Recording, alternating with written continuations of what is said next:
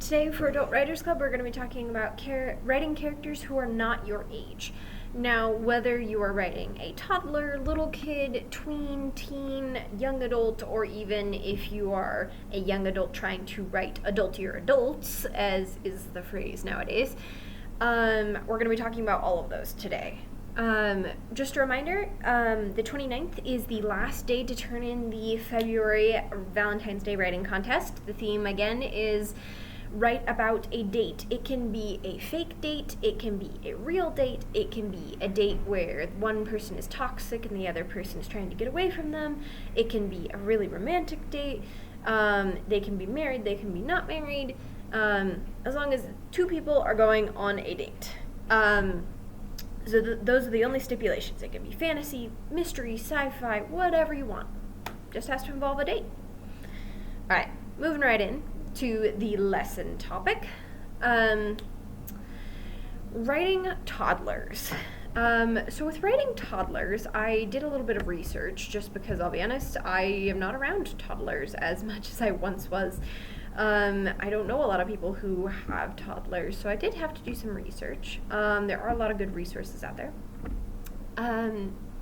But what I would recommend, based on my research and based on my own observations in the past, is remember that they don't quite understand the world around them, including their own thoughts, their own feelings, and the feelings of others. That's why a lot of times toddlers seem selfish, is because of the fact that they don't understand that other people have feelings too yet. Like, they kind of get it, but they don't fully understand that they can hurt other people's feelings. That's why you have to explain sometimes to a toddler, hey, that hurt their feelings, you have to apologize.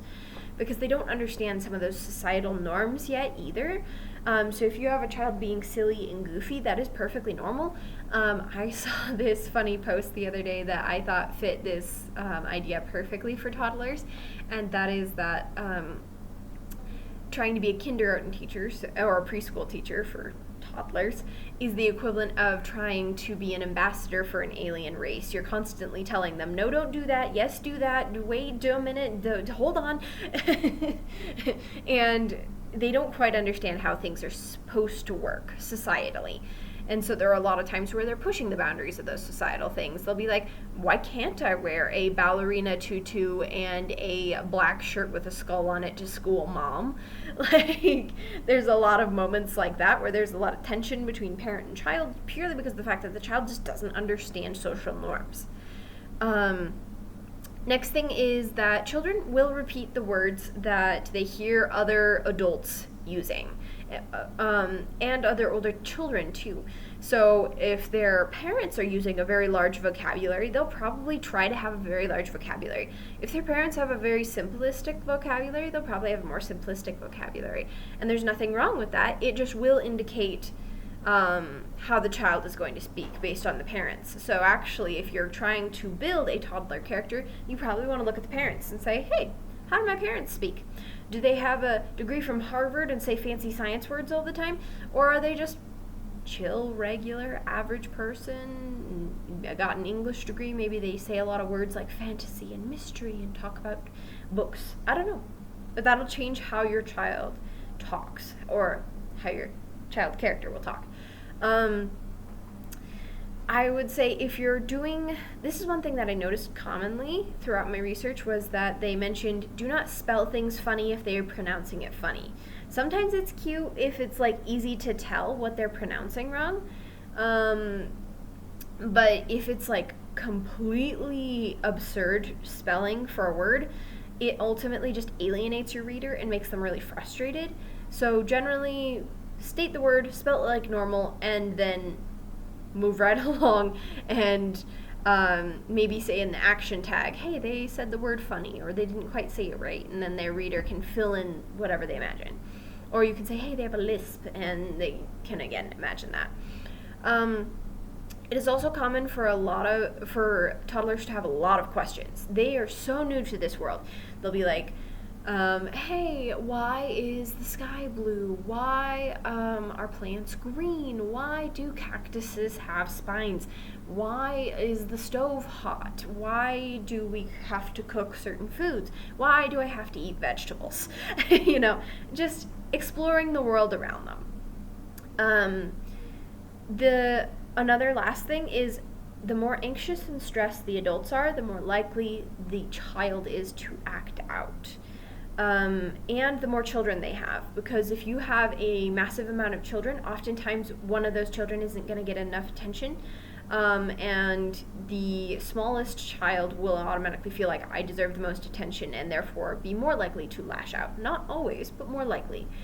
It is also more likely for the child to be calmer and less acting out if they have fewer siblings, or alternatively, if their parents are just very calm, mellow people.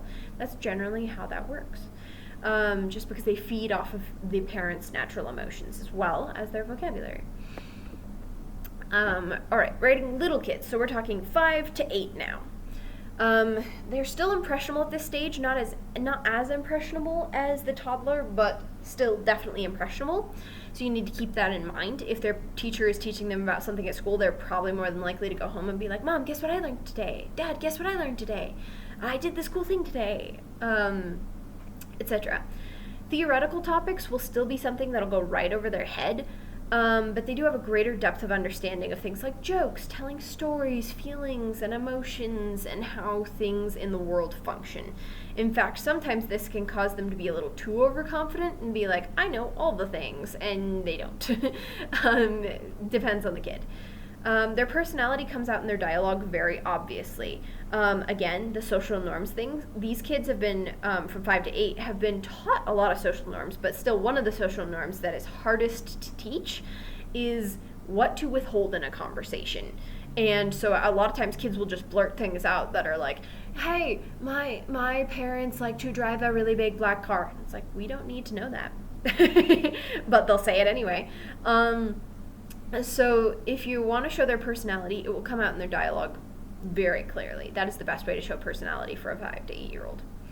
If you are writing a tween, so this is 9 to 12, they generally are in one of two stages. They're either desperately wanting to grow up and frustrated that they can't do as many things, or they use it as an excuse to not be as mature yet. So when people are like, hey, why don't you just grow up? They're just like, I'm still a kid. And it's like, technically you're not. But they'll use that as an excuse to just be like, I'm still a small. And it's kind of interesting to see whether they take the, like, I want to be mature now route, or the let's avoid maturity as long as possible route. They are much more independent, and their dialogue starts being molded more by their peers. So they might notice a lot more slang terms. They might use a lot more terms that their friends use. If their friends start cussing, they might start cussing. Things like that things normally their parents would be like, don't do that, or do that. They don't care because their peers are dictating it now. They tend to be a lot more strong with emotional reactions rather than level-headed. Not all characters are, obviously. Some people don't have that, but it is very common for tweens to have more emotional reactions and more emotional outlashing because of the fact that their hormones are so intense right now, and their brain is starting to just go into overdrive of how to function as an adult, and so it makes it so that there's a lot more tension there and causes a lot more stress to be built up and therefore emotions to lash out. Speaking of which, mental health issues are more likely to start budding here. Some people can start developing mental health issues even as a kid and then have it full-blown by a tween, but most of the time it doesn't start developing until they're a tween. Depends on the person, but that is generally a good spot if you're looking for mental health stuff. They also start talking about obsessions a lot more. They'll be like, this is my favorite fantasy series, and this is the coolest thing. And so as a result, they'll really dive deep into that. Next is writing teens, so 13 to 18.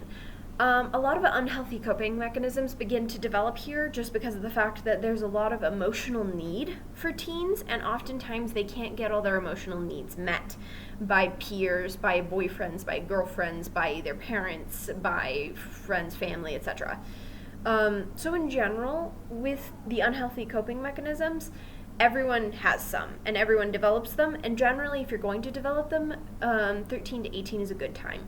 So if you want them to do anything irrational, this actually is a good age for it if that's what you're writing. They also don't fully think through the consequences yet, but are old enough to make bigger, larger decisions. Like, I can drive a car, but should I drive the car really, really fast down the road to possibly cause an accident? No, but can they still make that decision anyway? Yes. Now, some people who have anxiety or things like that may think through it a lot more. But then there are other instances, more commonly with teenagers, that they don't understand consequences fully yet. Even though they know consequences exist, they're starting to get into, I'm an adult, therefore things don't apply. It's like, that's not quite how that works. And as a result, they make more mature decisions with immature logic sometimes. At this point, mental health issues begin to emerge more dominantly. They either begin more fully budding at this stage, or they are just full-blown raging if with mental health issues. Generally, this is the pivotal time for whether or not your kid your kid or character, I should say, is going to develop mental health issues. Can people develop mental health as an adult? Issues as an adult? Absolutely. But teens, because it's such a volatile, intense time, it is more than higher likelihood.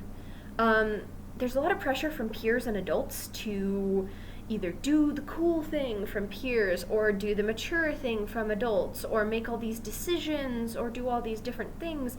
And that can definitely shape who they listen to, helps shape who they are. Do they listen to their peers more? Do they listen to the adults more? Do they listen to a little bit of both? That's going to help dictate what your character is like and what kind of teen they are. Last bit is dialogue is almost exactly like the adults, except generally they use more slang terms. This is a great time to start adding in slang terms because slang is so commonly used with teens. And it's so interesting and new and hip and cool, and we want to be cool as a teen. All right. Next is writing young adults or new adults, as it's now called. It used to be called kind of like young adults, but then it got confusing because teen got called young adult, so it's now called new adult category. This is 19 to like 25. There's a pressure to start acting their age and making decisions, but they don't always have everything figured out yet. Like, for example, they may not have paid taxes before, or maybe they did, but their parents helped walk them through it once, and so they're still a little shaky on how to pay taxes. Or they haven't ever paid bills before, and they just freshly moved out, so they're like, oh, bills, that's a thing. They're trying to determine their goals in life. They're trying to determine where they want to work, where they want to live, how they want to behave, what kind of adult do they want to be. Because even though you're thinking about that as a teen, you finally have to address it at this age, because moving out and getting married and all those kinds of things are definitely more on the horizon. And so it went from being like, I'll think about it, to being like, it is here in the now. Often worried about financial decisions, especially if they've moved out of the house. They are much more worried about financial decisions and having enough to pay for things, because of the fact that they don't always have a job that pays super well because of the fact that they're a newer adult, but they also still have the responsibilities and financially of an adult. And so that can get really shaky, really weird. If they are still living with their parents, the likelihood that they're going to rebel a lot more and be like, I am officially an adult now, like, stop telling me what to do, is going to be a lot higher. It's also going to be a lot more likely that if their parents are like, oh, be home by midnight, they're like, yeah, whatever. Like, because of the fact, now not all new adults are like that. I was definitely not like that. But it's more likely that that's going to occur, and because they want a sense of independence. And that's why a lot of new adults move out of the house. Not all new adults feel this way, but it can be very common. All right. Now we're moving into writing adultier adults, as is more the common phrase now, which is 26 years plus. I'm still going to cover this because of the fact that obviously not all adults who are watching our adult Writers Club are going to be older than 26. Most of you probably are, but not all of you are. So if you are older, feel free to pause the video, or you can listen in and then correct me in the comments if you feel there's anything I missed. With adults that are 26 plus, they can be in one of many places. Exiting college, if they're just getting a bachelor's degree, continuing greater education if they want to get a master's or a PhD, etc., settled into a job, possibly considering having kids, um, finally made a lot of bad choices as a new adult and is therefore suffering the consequences. If they are just exiting college, their life is slowly starting to come into place. The main stressor here and the main concern is going to be finding a job that they want to keep and want to stay in. If they are continuing their education, they're more likely to be stressed about school, and if they decided to have a family while they're in school, they're probably going to be pretty stressed about that too. If they haven't decided to have a family yet, maybe they're looking for that significant other while they're still in school. If they are settled in, they're either looking for a house, moving into a house, buying a house. They are either still looking for that significant other, or they may have a kid or two. At this general point, I'm saying like 26 and beyond, so obviously adjust depending on the age. If they are suffering consequences, their life is more likely to look like piled up bills, jobs that maybe barely pay the bills, getting multiple jobs in order to pay said bills, maybe thinking about going to school, but that depends on whether or not they can pay the bills they already have. This is definitely where you want to emphasize what happened as a new adult that made it so that their now adult life is suffering. Were they too much of a partier? Were they a drinker? Did they do a lot of drugs? Did they get arrested and now they're just getting out and trying to put their life back together? What happened here that made them get to this spot as the adultier adult? If you're not an adult, then try asking adults a lot of questions. Observe the adults around you. If you are comfortable with them, ask them lots of questions. Feel free to have a discourse with them about what's it like being an adult. They are often thinking more about responsibilities and how much time is in the day compared to their ever amassing to-do list. Or at least these are all things I've noticed with people who are 26 years old and plus. If you think there's anything else important that should be added for writing adults that are 26 plus, please let me know in the comments. Overall, thank you so much for listening to the video. I hope this was helpful. If you have any questions about writing any of these age groups, please feel free to ask me and I'll see what I can do. Thank you so much. Have a great evening.